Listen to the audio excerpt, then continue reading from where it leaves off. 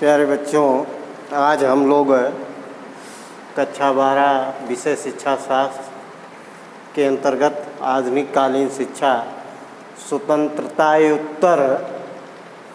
स्वतंत्रोत्तर कालीन शिक्षा अथवा आज़ादी के बाद शिक्षा। प्यारे बच्चों, जैसे पिछली क्लास में आपको बताया गया था कि विश्वविद्यालय आयोग ये भारत के आज़ादी के बाद पहला शिक्षा आयोग था जो भारतीय शिक्षा में सुधार के सुझाव दिए थे। तो यह आयोग आपको बताया गया था कि भारत के प्रथम उपराष्ट्रपति श्री सर्वपल्ली राधाकृष्णन की अध्यक्षता में यह आयोग गठित किया गया था, इसीलिए इसे राधा कृष्णन आयोग भी कहा जाता है। यह 1948 में गठित किया गया और 1949 ईस्वी में जो है इस आयोग ने अपनी सिफारिश अपने सुझाव दिए, जिसमें प्रमुख सुझाव आपको निम्नलिखित यहाँ बताए गए हैं। जैसे पहला है अध्यापक शिक्षा पर बल, यानी कि अधिक से अधिक अध्यापकों को प्रशिक्षित किया जाए, शिक्षित किया जाए। जितने बड़े पैमाने पे जितनी ज़्यादा संख्या में अध्यापक तैयार होंगे उतने बड़े पैमाने पर शिक्षा का प्रचार प्रसार और विस्तार हो सकता है। तो इसलिए इस विश्वविद्यालय आयोग के पहला सुझाव था अध्यापक शिक्षा पर बल दिया जाए, अध्यापकों की शिक्षा पर अधिक से अधिक बल दिया जाए और नए नए अध्यापक तैयार किए जाए और उन्हें विश्वविद्यालय कॉलेज स्तर पर शिक्षा देने के लिए कार्य में लगाया जाए। तो ये पहला सुझाव था। दूसरा सुझाव छात्र रुचि योग्यता एवं अभिवृद्धि के अनुसार पाठ्यक्रम। दूसरा सुझाव था छात्र के रुचि के अनुसार, उसकी योग्यता के अनुसार तथा अभिवृद्धि के अनुसार पाठ्यक्रम उपयोगी तथा बहुमुखी बनाया जाए।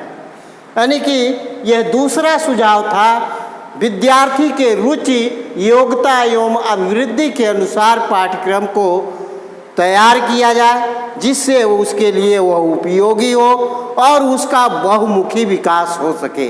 तो जैसे जो छात्र विज्ञान पढ़ना चाहता है तो ऐसे छात्रों के लिए विज्ञान का पाठ्यक्रम, जो छात्र कला पढ़ना चाहता है ऐसे छात्रों को कला का पाठ्यक्रम, जो छात्र कॉमर्स या वाणिज्य प्रबंध पढ़ना चाहता है तो ऐसे छात्रों के लिए वाणिज्य। तो ये छात्र के रुचि जिस तरफ है उसकी योग्यता, उस रुचि के अनुसार उसकी योग्यता डेवलपमेंट और योग्यता का विकास देख करके अभिवृद्धि के अनुसार पाठ्यक्रम उपयोगी और बहुमुखी बनाया जाए, ये सुझाव था। तीसरा सुझाव अनुसंधान का विकास, कि शिक्षा के क्षेत्र में अनुसंधान का विकास किया जाए, रिसर्च कॉलेज स्थापित किए जाए, नए नए खोज किए जाएं, किस प्रकार से शिक्षा दी जाए जिससे शिक्षा बेहतर परिणाम निकले अथवा शिक्षा के तरफ लोगों का झुकाव हो, इसलिए जो है अनुसंधान का विकास होना चाहिए। इसलिए यह विश्वविद्यालय आयोग की जो सुझाव थे अनुसंधान का विकास किया जाए। चौथा धार्मिक एवं नैतिक शिक्षा पर बल, विद्यार्थियों को धार्मिक और नैतिक शिक्षा पर बल दिया जाए, क्योंकि अनैतिक गुणों के कारण व्यक्ति में जो है तमाम तरह की गलत दिशाओं में पहुंच जाते हैं, ना चाहते हुए भी वातावरण अथवा गांव परिवेश के अनुसार वो अपने आप को गलत दिशा में ले जाते हैं। इसलिए शिक्षा के माध्यम से उन्हें गलत दिशा में जाने से रोका जा सकता है। तो इसलिए धार्मिक एवं नैतिक शिक्षा पर बल दिया गया। यह यानी कि विश्वविद्यालय आयोग की सिफारिश थी। राधाकृष्णन का यह सुझाव था कि धार्मिक एवं नैतिक शिक्षा पर बल दिया जाए। इससे व्यक्ति चरित्रवान तथा नैतिक गुणों से परिपूर्ण जो है तैयार होगा। पांचवा, भाषा समस्या के लिए त्रिभाषा सूत्र। भाषा समस्या, चूँकि अलग अलग प्रांतों में अलग अलग भाषाएं बोली जाती हैं। अब अगर प्रांतीय स्तर पर भाषा के आधार अगर शिक्षा निर्धारित किया जाता है तो व्यक्ति का जो है वो प्रांतीय लेवल पर ही तैयार हो सकता है, वो पूरे राष्ट्र के लिए उपयोगी नहीं होगा।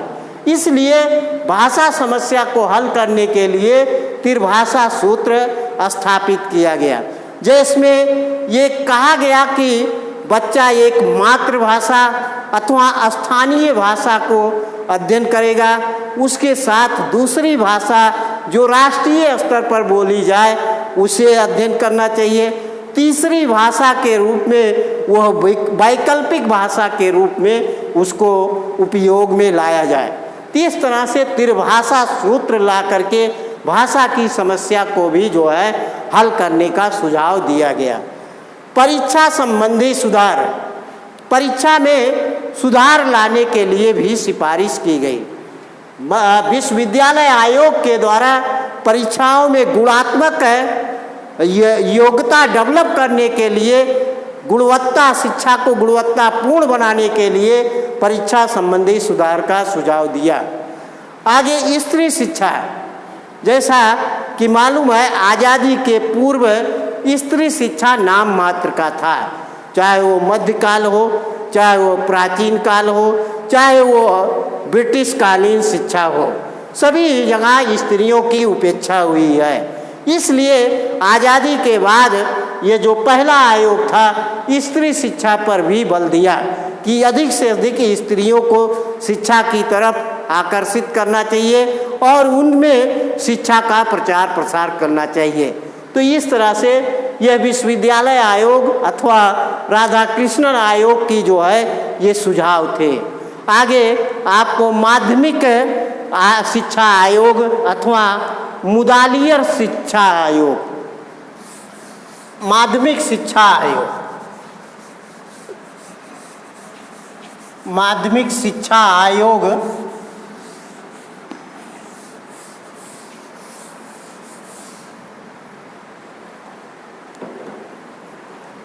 माध्यमिक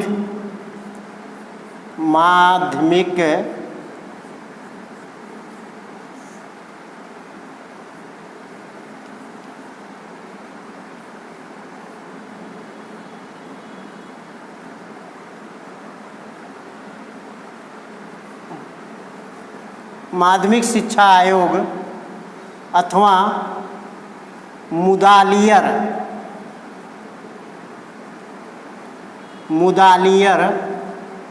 आयोग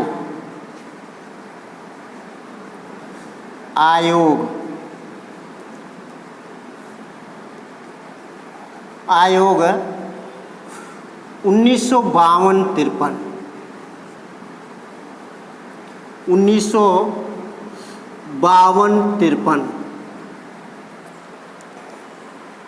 ये माध्यमिक शिक्षा आयोग जिस तरह से विश्वविद्यालय शिक्षा में गुणवत्ता में सुधार लाने के लिए विश्वविद्यालय शिक्षा आयोग का गठन किया गया था, उसी तरह से यह माध्यमिक शिक्षा आयोग माध्यमिक शिक्षा के सुधार के लिए जो है गठन किया गया था। इस माध्यमिक शिक्षा के अंतर्गत जो इस आयोग के सुझाव थे वो निम्नलिखित हैं। सुझाव,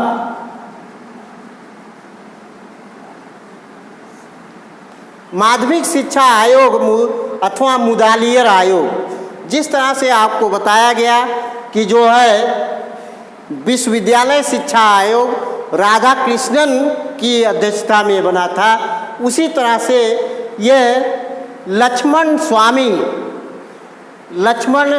के डॉक्टर लक्ष्मण स्वामी मुदालियर के अध्यक्षता में यह माध्यमिक शिक्षा आयोग 1952 में गठन किया गया था, जो 1953 में जो है मुदालियर आयोग के द्वारा कुछ सुझाव दिए गए, जिसमें हायर सेकेंडरी कार्यक्रम 11 वर्षीय होना चाहिए। हायर सेकेंडरी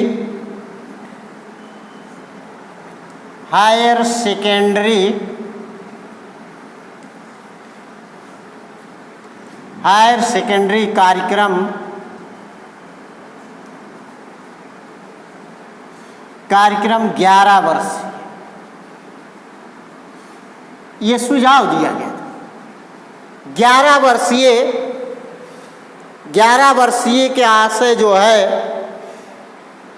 आपको प्राइमरी शिक्षा 4 वर्ष, मिडिल शिक्षा 3 वर्ष, फिर माध्यमिक शिक्षा 4 वर्ष। इस तरह से ये 4+3+4 की जो है ये कार्यक्रम बनाया गया कि 11 वर्ष के अंतर्गत जो है विद्यार्थी माध्यमिक शिक्षा को ग्रहण कर ले। तो ऐसा सुझाव दिया गया। ये पहला सुझाव मुदालियर आयोग का था। दूसरा सुझाव बहुउद्देशीय विश्वविद्यालयों की स्थापना। दूसरा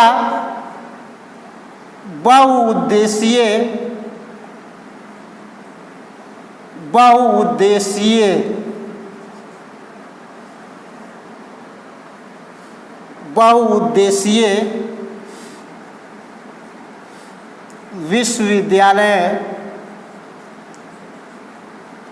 विश्वविद्यालय की स्थापना।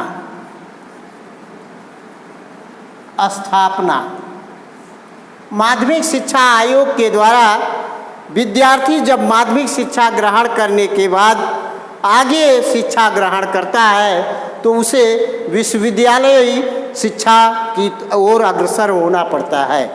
तो विश्वविद्यालयी शिक्षा में माध्यमिक शिक्षा आयोग का सुझाव था कि बहुउद्देशीय विश्वविद्यालय की स्थापना की जाए। बहुउद्देशीय यानी कि जिसका एक से अधिक उद्देश्य हो, जिसमें साइंस विज्ञान की भी शिक्षा दी जाती हो, जिसमें कला की भी शिक्षा दी जाती हो, जिसमें चिकित्सा की भी शिक्षा दी जाती हो, जिसमें विभिन्न प्रकार के व्यावसायिक शिक्षा दिए जाते हो, ऐसे बहुउद्देशीय विश्वविद्यालयों की स्थापना होनी चाहिए। ये माध्यमिक शिक्षा आयोग अथवा मुदालियर आयोग की दूसरी सुझाव थी। तीसरा सुझाव पाठ्यक्रम विस्तृत एवं विविध किया जाए। पाठ्यक्रम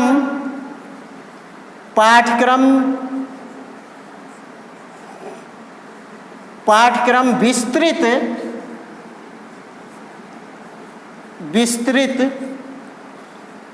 एवं विविध होना चाहिए।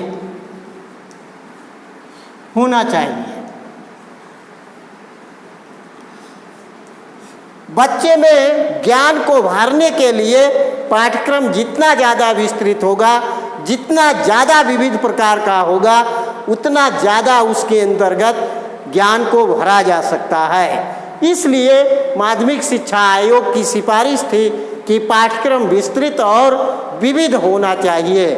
चौथी सिफारिश वस्तुनिष्ठ परीक्षा पर बल। वस्तुनिष्ठ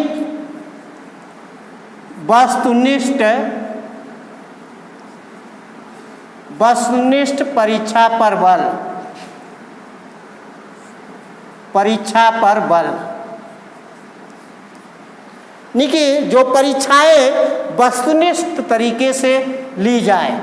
ये चौथी सिफारिश जो है माध्यमिक शिक्षा आयोग अथवा मुदालियर आयोग की थी। पांचवी शिक्षा अध्यापकों के कल्याण की योजनाएं। अध्यापकों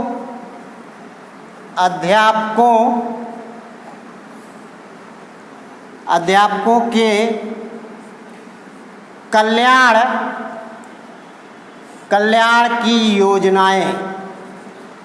योजनाएं योजनाएं।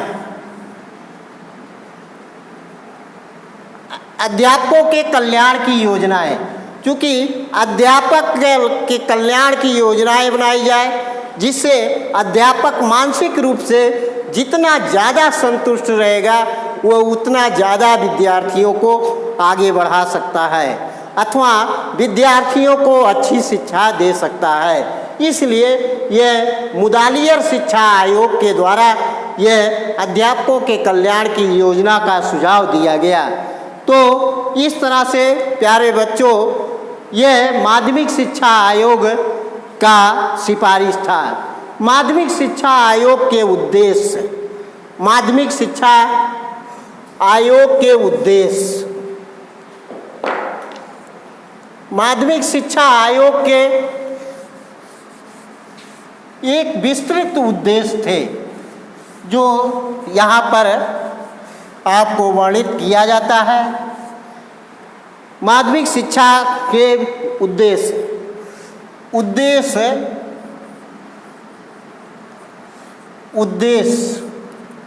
जिसमें पहला था जनतांत्रिक गुणों का विकास, जनतांत्रिक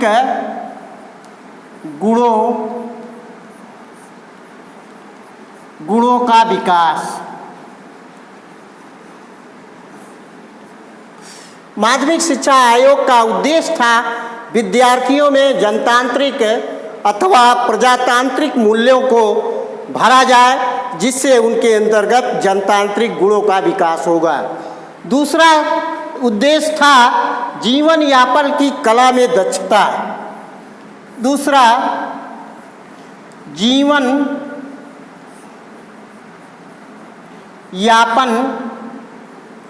यापन की कला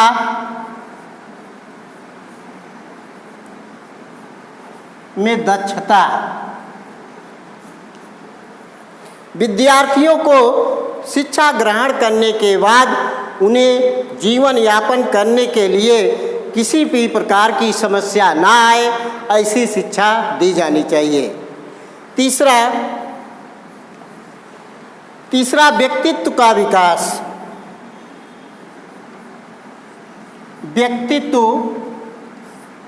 व्यक्तित्व का विकास, विद्यार्थियों के व्यक्तित्व का विस्तृत विकास होना चाहिए। चौथा व्यावसायिक कुशलता की पूर्ति। व्यावसायिक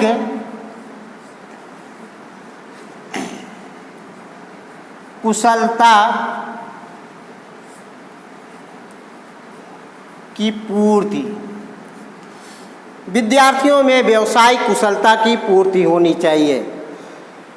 नेतृत्व के लिए शिक्षा।